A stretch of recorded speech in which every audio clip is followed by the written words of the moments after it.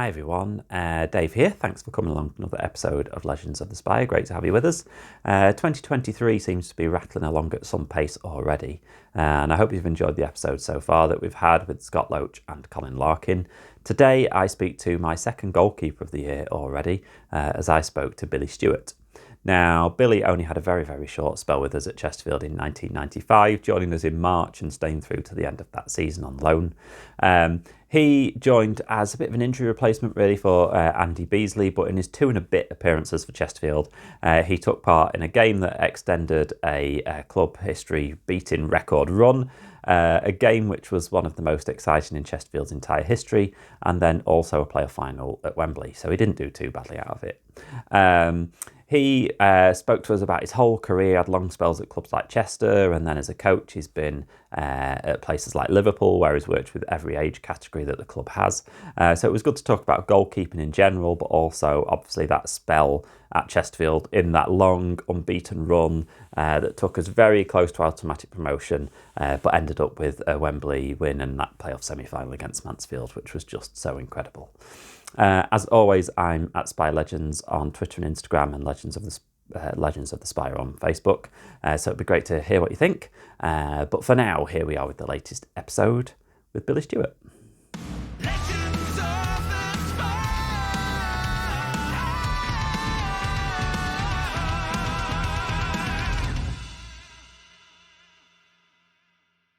To be honest, I was only going there for one game.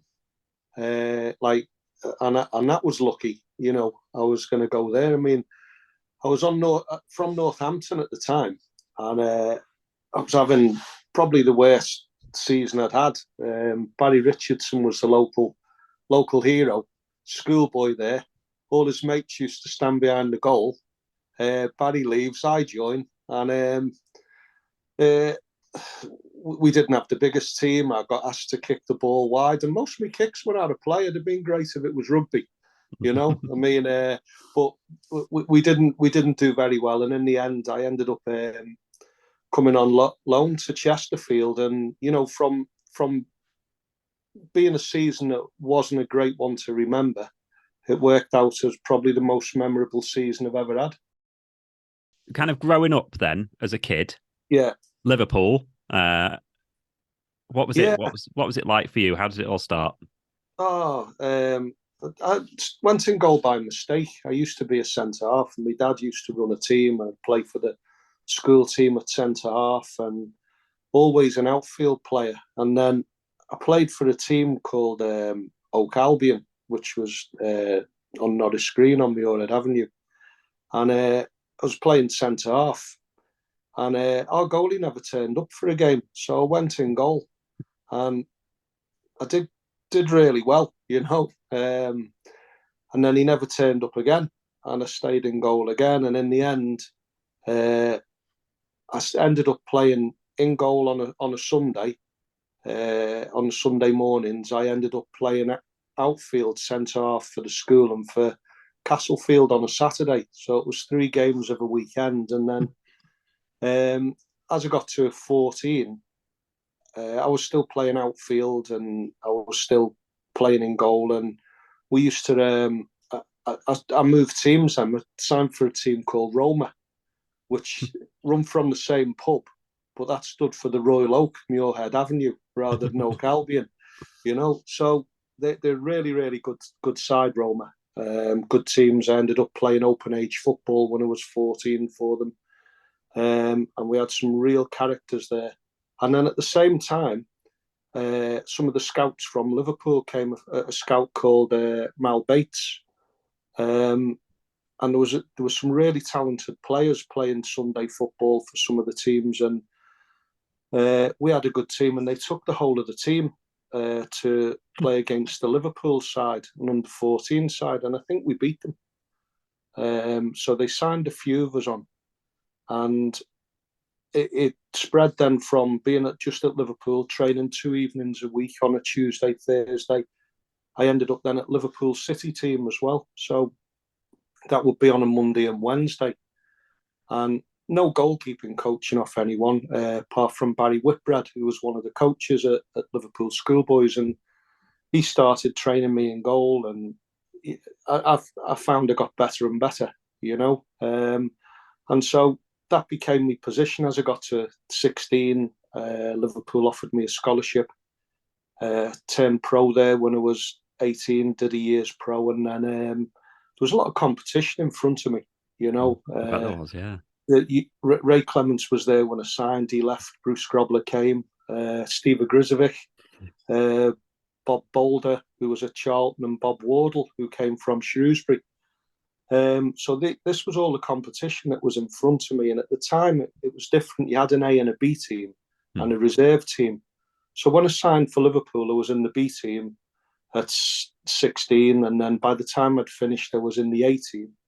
And then there was no way of me progressing. There was sort of like the keepers who were in front of me were deservedly in front of me, And Liverpool were flying high. We'd won the European Cup. The first team were amazing at the time, And because they were so good, I would have had to be good enough to play for Liverpool first team and to be good enough to play in goal, in Europe. And at the time, that wasn't the case, So Tom Saunders recommended me to Wigan.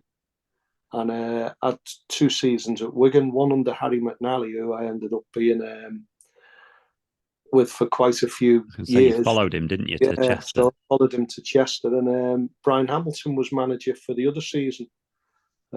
So some great experiences, And I you must have been playing like in training and stuff like that. You must have been facing some stellar talent as well, I imagine. At Liverpool, unbelievable talent. I mean, you had Alan Hansen, Kenny Dalglish, Ian Rush, Graham Souness, Mark Lawrenson. Just keep going on and on with the fantastic players, And I got to say, Bruce Grobler was amazing. What a guy! He really, really looked after me, when I was there. And because I was a goalkeeper, you generally picked the players with the same size feet, so you could clean the boots, or you picked the players who were in your position, So I had all the goalkeepers. I had Bob Wardle. Bob Boulder had left when Bob Wardle came, and I had Steve Ogrizovic, Bruce, and I used to wash the kits. Now, Oggy was like Steve Ogrizovic. Oggy, wow, he was an absolute giant, and he was like really, really top fella. And but I had to wash his kit because the kit only got washed once a week. So you can imagine, by the end of the week, you put it in the laundry room. You washed it. You never washed it unless you just hung it up over these drying racks. Anyway, Oggy used to wear a thing called a cat suit, and it was like an all-in-one suit. And when he got wet, or when he'd been diving around in it, it used to weigh about, I could just about carry it, and you'd drag it along the corridor, like it was a body inside it, and you'd drag it along. You'd wash it. He'd make me wash it, so I had to hand wash it every single time he'd worn it, wrung it out. Took ages, and then you put it in the drying room, and it'd drip dry. And if you were lucky, it was dry for the next day. So I did all this for him, and I kept doing it. And anyway, we get to Christmas, and that's another reason why hopefully you're looking for a pair of boots off one of the players in your position or something. Anyway, Graham Souness would give his boot boy £100 and about 3 pairs of boots, and that was a lot of money going back then.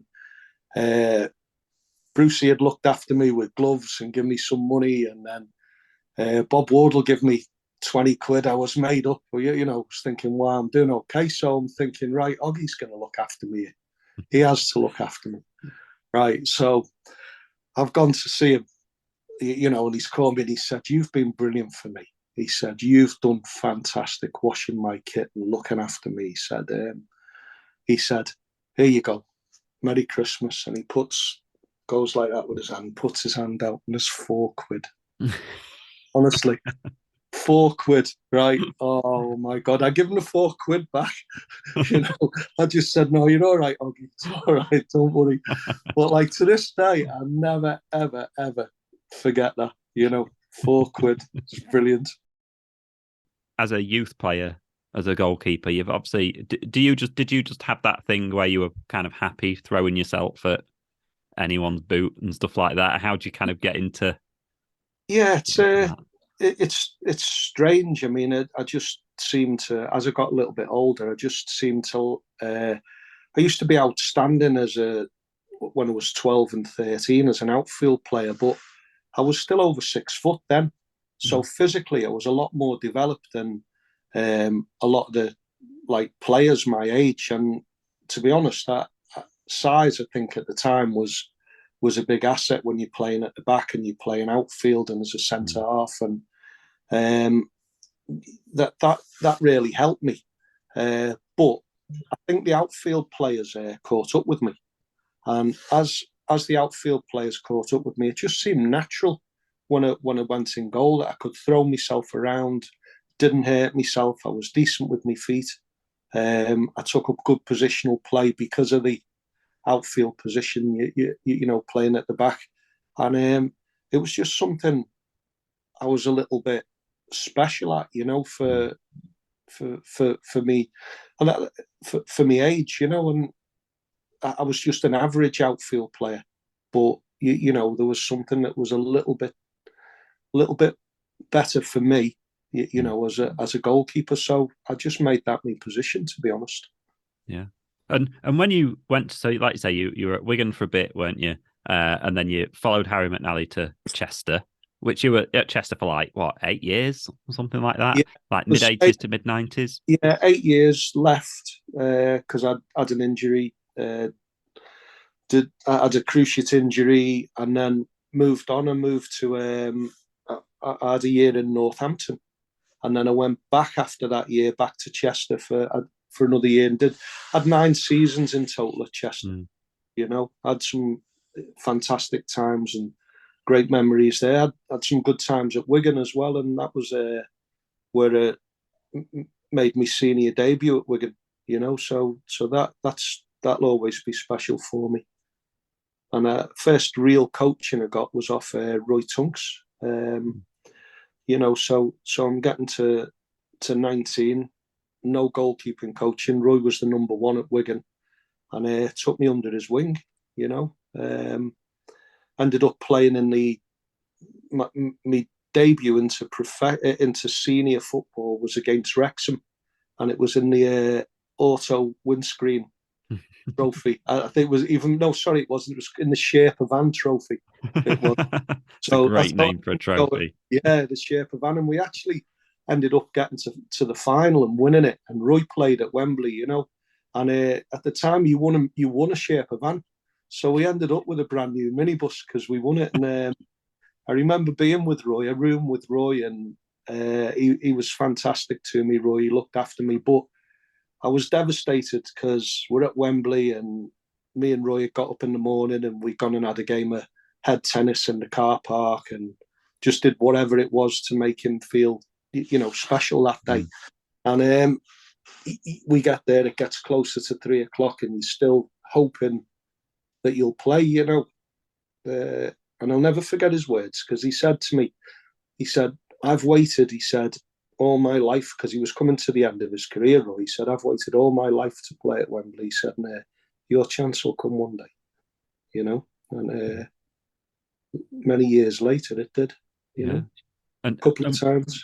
And when you were at Chester, so I read, whether this is right or not, Wikipedia and all that, that you had a run of 124 consecutive games. Yeah. Which is a hell of an amount of games in it. Yeah. Well, it only come to an end because we got sent off. I didn't want to mention that bit. Yeah, you mentioned it. I think it was I was either 3 or 5 games away from the record, and I only got sent off twice in my career, and I think it was twice anyway, or maybe 3 times. And I got sent off by 3. I think it was 3. Jim Parker sent me off. It was away at Bradford. You know, and he sent me off for the professional foul. It was the first season it came in, and the centre forward was running away from the goal. Normally it's a yellow card, and I've come charging out the area, and then mistimed the tackle, red card. 3 games short of the record, I think. And then I think I ended up missing it by 1 by the time the suspension came through. And then I got sent off later on again in my career, and same referee, Jim Parker. So, you're thinking like, oh, yeah, well, there's something, we got something in common here. And then the next time I left the pitch was I had a collision with Kev Francis at the Diva Stadium, the first opening game of that. And I ended up stretchered off. So Jim's officiated like 3 of the games that I've been in where I've ended up leaving the pitch, right? And to be fair, on the last one, I ended up with a big basket of fruit. He sent a big basket of fruit to the hospital for me, which was really nice. And I spoke to Jim quite a few times, and we've had a few good laughs, over it since then. But he was a firm but good referee, Jim. Brentford made the game safe 4 minutes from the end in strange circumstances. Brissett appeared to hesitate as the ball entered the penalty area. Stewart went for the ball, but only managed to sit down for a penalty. Stewart was sent off for his action, and Dean Holdsworth went on to convert the only penalty that Brentford were awarded at Griffin Park throughout the whole of the season.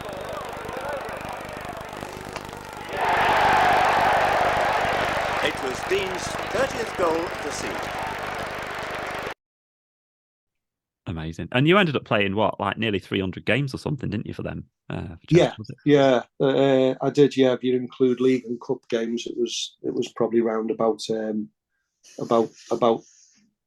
300. Yeah. And I must admit there was some great experiences, some highs, some lows, some great memories.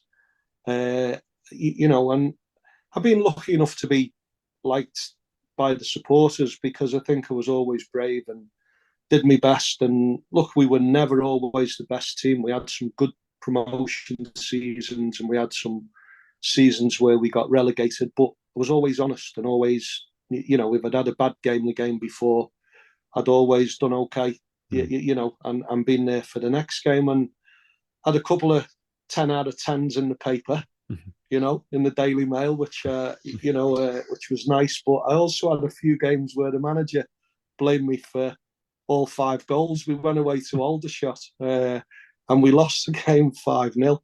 And again, that's another thing that sticks out in your memory. Like the Aldershot supporters never even celebrated the 5th goal. They just laughed. So I was getting chipped from the halfway line. This is going back how long ago? I don't know whether you'd ever remember Quasar boots. No. Right, there's a pair of it's now going back how long ago, and they had about 1 million studs. They were like the first boots ever to have like loads and loads of studs in the bottom. Anyway, the 5th goal, I got like chipped from the halfway line, and I could have fell over, stood up, chested the ball back down, or controlled it, but I tried to stay on my feet, and I'm going further and further backwards. And as I've gone backwards, I ended up lying on the 6-yard box with my hand up like that, and the ball's gone in just over the tip of my fingers. And the Aldershot supporters just laughed. They never even cheered. They just all fell about laughing, and I had to go and get the ball out the back of the net. And, anyway, Harry was prone to throw tantrums and wobblers, in the changing room. So, of course, that last goal never went down too well. So, because of that one, I got the blame for all 5. Oh, crikey! But who'd be a goalkeeper? You got to keep going. Yeah, you got to keep going, haven't you? You need broad shoulders, and if that's the worst thing that happens to me, I'm still here to tell the tale. You had that spell at Northampton, and then you end up coming to Chesterfield. I think it was like March '95. Yeah, I think it was. Yeah, but before I got there, and this is one that a lot of Chesterfield supporters will remember. Chester City were playing Chesterfield, and we were both struggling near the bottom of the league. And Chesterfield were winning 1-0, and I think it was about 2 games to go. And this was a 6-pointer, if ever there was a 6-pointer. And I was right in front of the fans at the home end, and I got so much abuse through that half, right? Which or friendly banter, I'll say, Anyway, we're losing the game 1-0, and we scored 2 goals in the last 5 minutes, and we won 2-1. And I turned round and I went, oh my word. I was so glad at the time that there were railings up, because when I did that, when the final whistle went, if any of the fans would have got on the pitch, that would have been the end of me, because they went absolutely crazy, and all the players surrounded me. The police come on the pitch, they marched me off, and I ended up getting a caution. So that was my last experience of being at Chesterfield, until I ended up coming there on loan from Northampton. So when I turned up on the pitch, and I know, like, Kev Randall did fantastic to get me there, I was really, really nervous, probably more nervous than I'd ever been, because I know what I'd done wasn't right. I know I'd upset a lot of people that day, and I'll apologise to everybody now for doing that. But I knew I had to make up for it. I knew there was lots of records, and knew it was the most unbeaten run that the club had been on. It was going to equal the unbeaten run record of clean sheets and clean sheets. So there was a lot of pressure on me, and I remember warming up, and there was a lot of voices going, "Hey, Stewart, don't think we've forgot what you did. You better have a good game here. You don't keep a clean sheet, you're in trouble. You've got nowhere to." And I'm thinking, oh, wow. And it was against Wigan. It was against one of my old teams. Yeah. So as luck would have it, and I remember it like yesterday, to be honest. I made a couple of saves and took a couple of crosses, and we ended up winning, kept a clean sheet, and we won. And I was living in Northampton at the time, but my house was in a place called Skelmersdale, which is just outside Wigan. And I asked Wigan, could I have a lift back on the coach with him? And I didn't have a car at the time. So I was struggling. We had a house in Northampton, and we had the house in Skelmersdale to keep going. I had 2 young kids at the time. And so I've jumped back on the coach, and Wigan being Wigan, and the directors, they bought me fish and chips. They looked after me. He said, I don't know, you've kept a clean sheet. You could have let a goal in being an ex-player. So anyway, I get on the coach with them, and we're driving home, and he said, how come you're not in your car? I said, I haven't got one. I said, I've got rid of mine. I can't afford a car at the moment. I said, struggling to keep 2 houses going, and although the club were paying for one, they weren't paying any of the bills, and I wasn't on great money, so I had to keep everything going. So one of the directors, Reg, had a garage. He had a car garage, and he said to me, I've got some nice cars here, And I went, I don't think I can afford any at the moment. He goes, listen, he said, I've got this fantastic car, and he said, it's a Peugeot. He said, it's worth about £1,500. I've just took it in part exchange. He said, you can have it, he said, for £800. He said, honestly, he said, it's an absolute dream. It's a fantastic car. He said, come and see me Monday. So I went, okay, yeah, fantastic. So I go in Monday, and I've got no money. I've got nothing at all. And he goes, go on, there's the car. He said, take it for a drive. So drive it round, had a little go of it. Fantastic car. And I've gone, wow. I said, that's amazing. That. So he goes, right. He says, you want it? It's yours. He says, £200 deposit. He said, and, we'll do a little finance thing for you. I said, oh, I haven't got 200. He goes, well, you can't have it. I said, well, you said it was worth 1,500. Just say I put 700 down for you.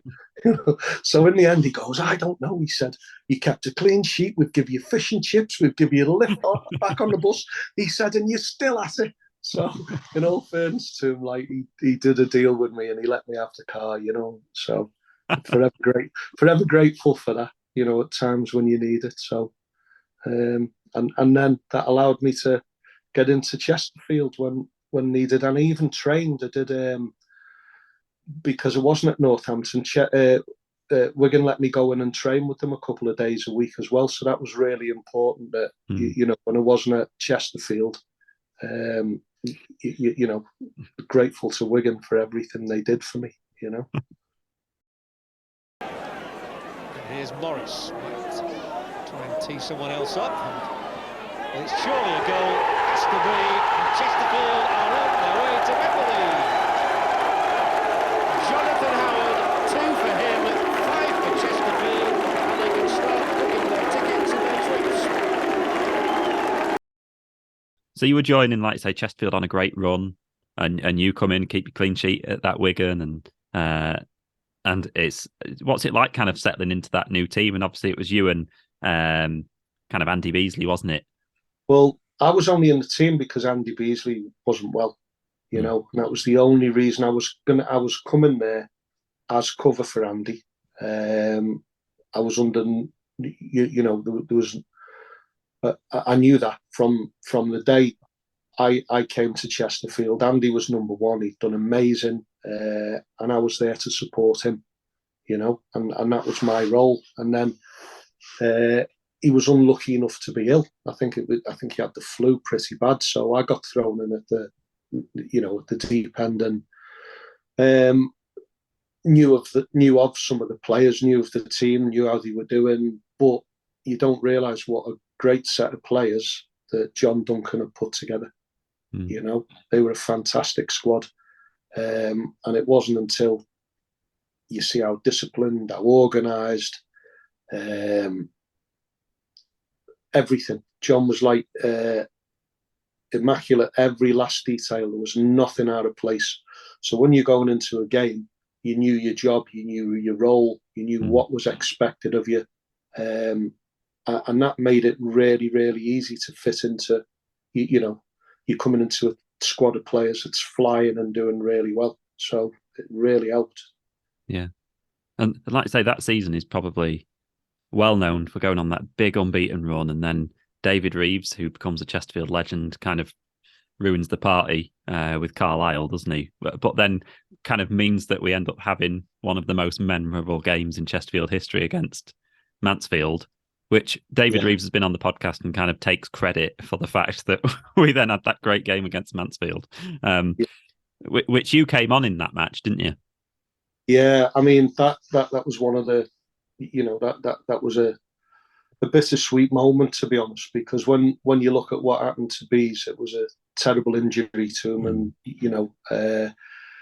he got his cheekbone broke. He was really brave. He was coming out and ended up colliding into one of our players' knees, and and what can you say? It was horrendous for him, and all his hard work and everything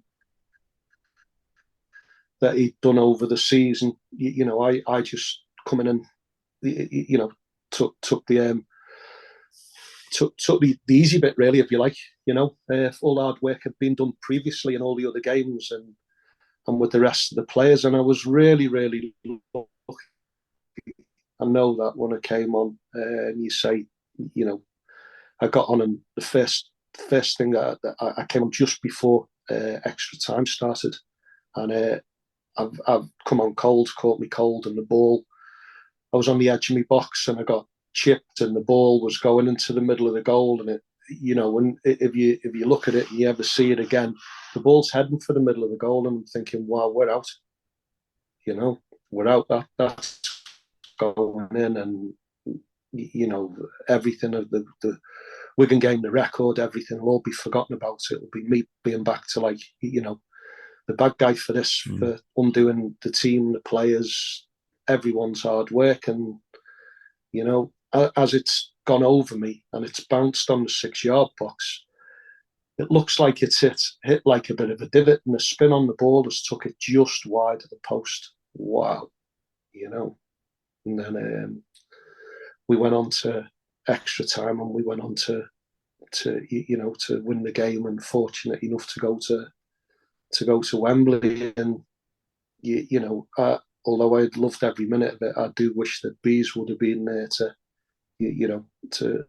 be in goal and to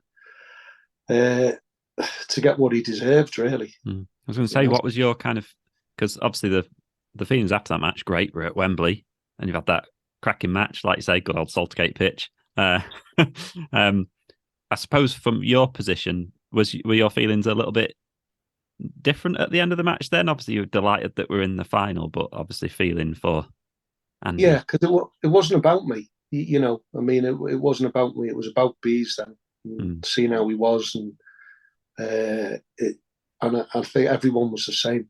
You know, everyone was delighted to be through, but everybody was gutted with Andy's injury, and it was a horrific injury, and the only thing you can say about it is that he was so brave, and everything he did, he helped get us to Wembley, and we've never been there only for us how we played in games before. Yeah, and then, like I say, then you end up playing the Wembley final though, 2-0 against Bury, clean sheet. Yeah, clean sheet. Bees looked after me.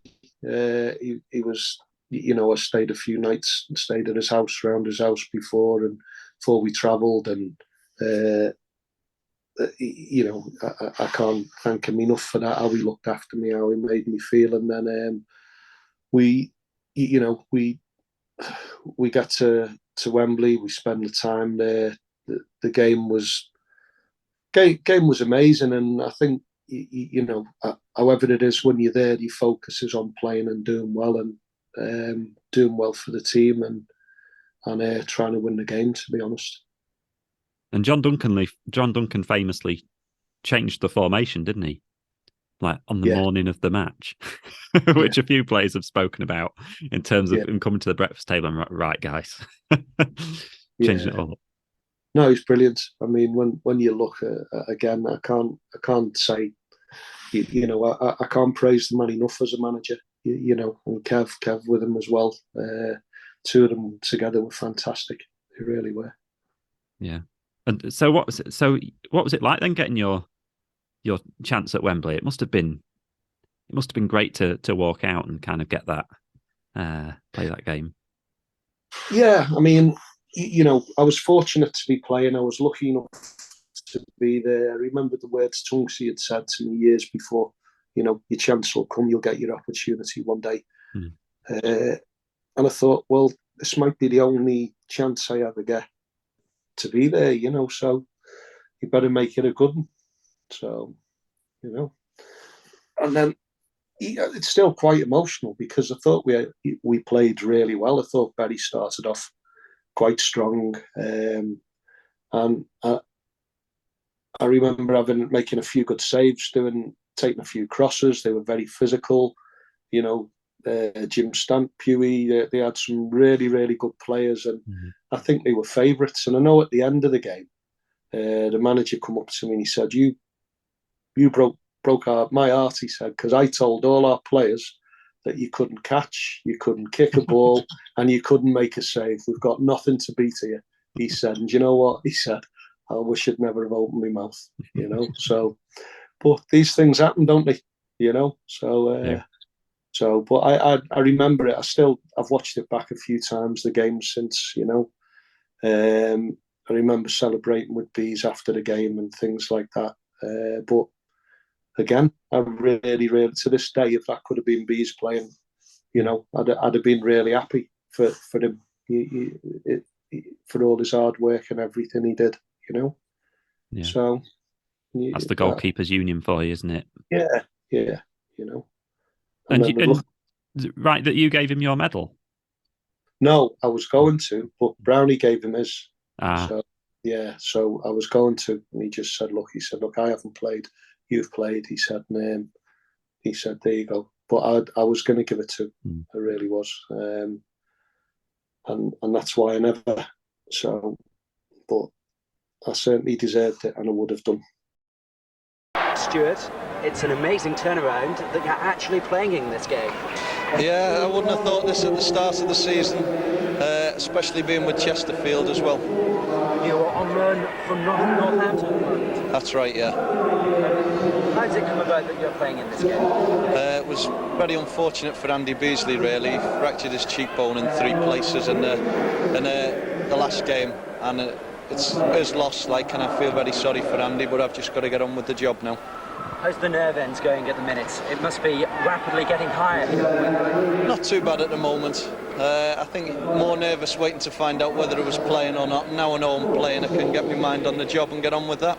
Have you been to Wembley before? Yeah, about 10 years ago with Wigan when they beat Brentford. In the Freight Rover Trophy. That's right, yeah. Successful that day, weren't you? Yeah, we won that game. Just hope we can repeat it today. The goalkeepers' kind of camaraderie and the relationship that you all have with each other. I suppose it has to be a strong bond, doesn't it? Because you've got that weird thing of competing for one place, but at the same time you kind of want each other to do well. It's not like you sit in the stands wanting them to fumble it in the net, are you? You kind of want them to do well. Well, yeah, I agree, because the team, first and foremost, the team's got to win the game, right? Because, I firmly believe that whatever team you're with, the most important thing is the team win the game. You've got the crowd who are paying to come in. You've got the club that are paying your wages, and the only result that you can want is a win. And to be successful with that club. Now, I never ever wanted the goalkeeper that was playing in front of me to play bad. You do have the goalkeepers union, but sometimes the only way you get in is somebody has a run where it's not great. Somebody gets injured, or you have a manager that will always chop and change goalkeepers, and you also have that as well. And I think that is really hard to deal with as well. A manager that will put you in, he'll change you, he'll put the other goalkeeper in, because then you don't get any consistency. And I think if you wish bad things on somebody when they play, then that comes back to you. Karma's a big thing. So I think you've always got to support who's playing, and your day will come.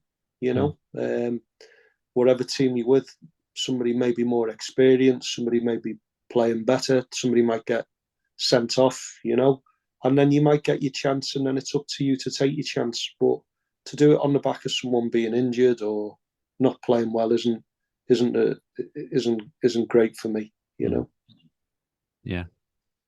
So it must have been weird. You kind of ended up winning the playoff final with Chesterfield. I imagine there's a great party on the back of it, and then you kind of leave a few days later, and that's it. Well, you couldn't be any further wrong than a great party. Oh, so no, so apparently they'd been there and lost before, So the chairman had said, right, look, no party when it's finished, right? We'll celebrate on the bus. We'll mix it up. The wives, the girlfriends, your children can all come back on the bus with you. And what you do is we'll go away on holiday. The lads that are at the squad can pick anywhere in the world they want to go and have a holiday. So there was no party after the game. And they said they changed it then. They said, look, keeping the players on the bus, wives, girlfriends, kids, they go back on the bus they came on. So I said, well, season's finished. No longer signed for you. So I ended up going back on the bus with me, with my wife and kids, and on one of the supporters buses. So I had a bit of a party on the supporters bus with them. But we never stayed over, never stayed in a hotel or anything like that. The buses came straight back. So I must admit, we did have a good time on the bus. So. Yeah. Sometimes the best place for a party, isn't it, on the bus back? Yeah. It was good. No, I must admit, it was good, and it was nice to be with the supporters as well. So yeah, brilliant. And then, kind of moving on a little bit, you did actually won an FA trophy. Is that right, with Southport? No, we got to the final. We lost we lost the final. We know it's okay, but we were I was about 20 minutes away from keeping another clean sheet. I think they scored in about 20 minutes to go. But fantastic memories for me there, because I got presented. I was playing for the England semi-pro team, and I got presented with my England cap by Gordon Banks before the game. Oh, nice. So that was a treasured memory, and I remember kissing his hand. Kissed his hand. That's a special memory for me there. Yeah. So we lost the game 1-0. Mr. Clapham, the chairman, did everything fantastic for us, took us down early, kept us over after the game. And although we lost the final, it was a massive achievement for Southport and for the town, for such a small town. And he did amazing with it. We had an open top bus and everything going around Southport after the game. And, he really, really looked after me. Mr. Clapham, I always used to call him Chairman. Mr. Chairman, I used to call him, and I remember being there, and he used to say, "Right, there's no drink on this coach, no cards, right?" And I don't know what, he was winding me up, but when we come back after games, he'd always come and sit at the back of the coach, give us one of them drinks, have a drink, and then play cards, and he never ever lost. Honestly, never lost. He always cleaned everyone out. We'd only play for a couple of quid or a fiver or something, but you guaranteed, like, money always goes to money, doesn't it? Yeah, that's what happened with Mr. Clapham, with the chairman. He always used to walk away with everyone's money. So you ended up going into coaching, didn't you? So you've coached. I started coaching at Southport. That was first coaching role as a player coach assigned there, and then went into coaching. Then after that, yeah. And is it right, you did every age group at Liverpool? Yes, yeah. I had Joe Corrigan when I was coached me at Chester, and he was fantastic. He was big influence on my style of playing, on my goalkeeping, and he was doing a lot of coaching around the country, and he managed to squeeze coming into Chester a couple of days a week. And then when they built the academy at Liverpool, they were two separate places. The academy in Kirkby, and you had Melwood, and Joe was the first team goalkeeping coach for Liverpool for the seniors. So I asked him. I was at Lilleshall, working with the World University Great Britain squad. We were going to Belgrade to play in the university games, and I was the goalkeeping coach. And Joe was there at the time, and I just said to him, "Joe, if any coaching opportunities come around at Liverpool, I'd be grateful." Because I said, I'm playing at Southport, I said, but I'm still looking for, it's part-time at Southport now, but I'm looking for, a coaching role. I'm trying to make that transition, because I've done all my goalkeeping badges, my outfield badges over, 10 years. And my dad was always said to me, look, take your coaching badges, get them done. You never know when you need them, and don't leave it till it's too late. So I listened to him, took his advice, and did all my coaching badges. And the opportunity came up. Steve Highway met me at the academy, and Joe had took me down, introduced me, and I started on 2 afternoons a week working with the under-18s, and enjoyed it there, and was doing a good job with a couple of the other, Graham Lloyd and Dickie Jono were the other coaches, and we did a good job. And then that went from 2 afternoons a week to a couple of evenings, working with the younger kids, and then overseeing all the academy, all the age groups, trial nights, bringing scouts in. It developed into, a really, really big job, and that involved scouting, even going abroad, making decisions on the goalkeepers, doing reports, and then everyone was quite happy. So I ended up going to the reserves and working with Gary Ablett with the reserves, and then if Joe wasn't in, I'd do the first team, on days, and Joe wasn't well a couple of the times, so I did a couple of the a first team game at Anfield. I did a first team game away at Sunderland. And they were fantastic experiences. I did some with Gerard Houllier and Rafa as well. So it's really helped me along the my coaching path, working with those kind of people. But then, as well as that, as Liverpool, I started doing coaching for England and doing some coach education with the goalkeeping qualifications. And there's lots of great staff on that. And then that's still something that's ongoing, that I'm still involved with the goalkeeping coach education, and have been for many years. Yeah.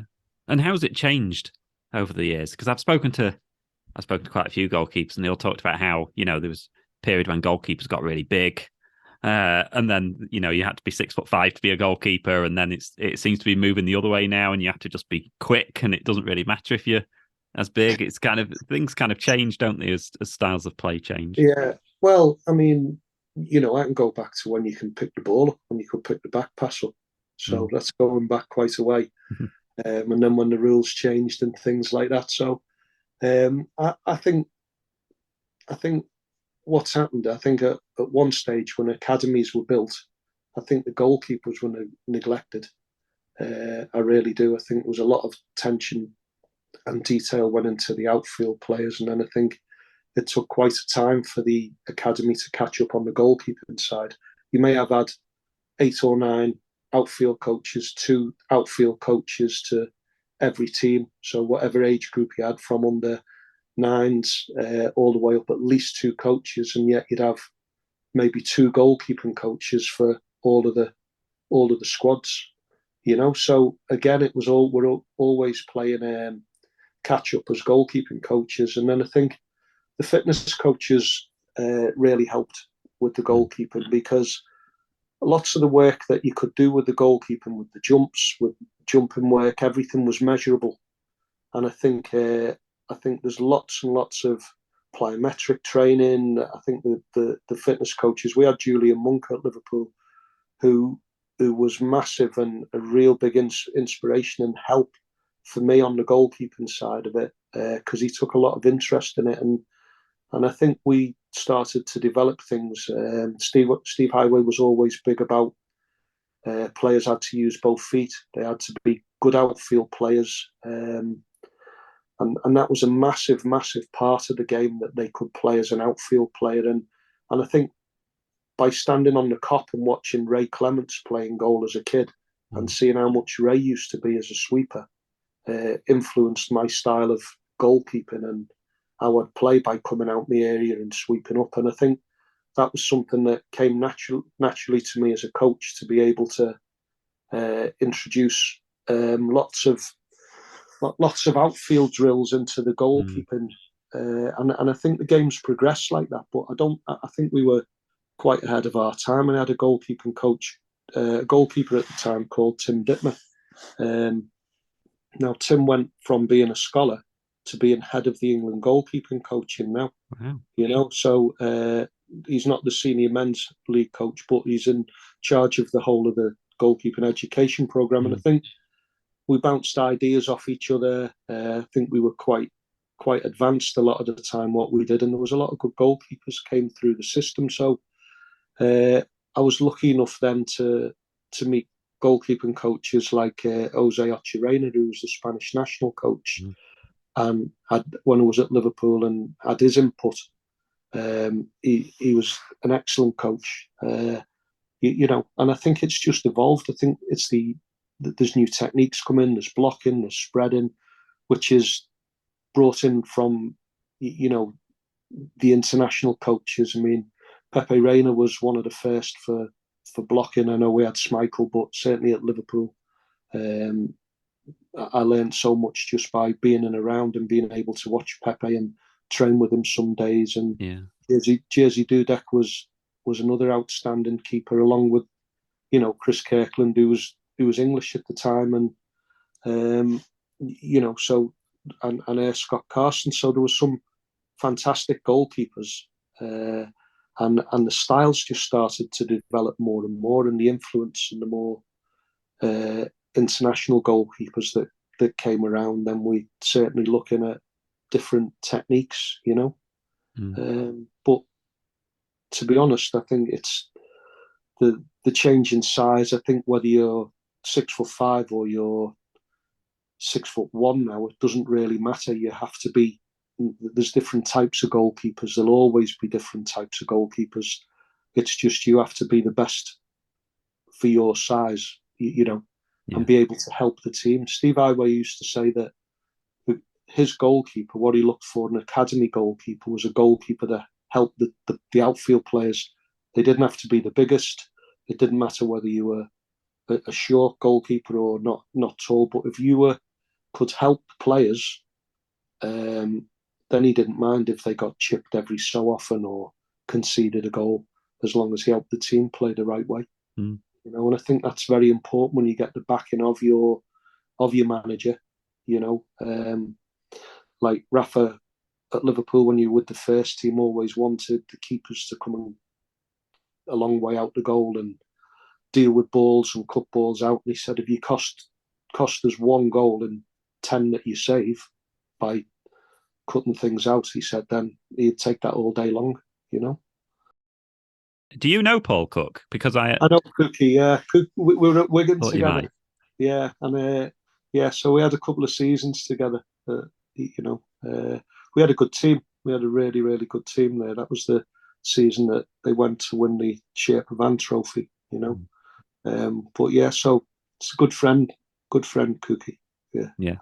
And he could hit it, couldn't he, with his left foot? He was amazing. When he signed for Wolves, he used to deliver balls so early. And he'll probably be the first to tell you that he was never the fastest runner in the world, but he had a good engine and he could run all day. But wasn't blessed with pace. But what he had is he had an outstanding vision, and could deliver balls so he could drop them on a sixpence, you know.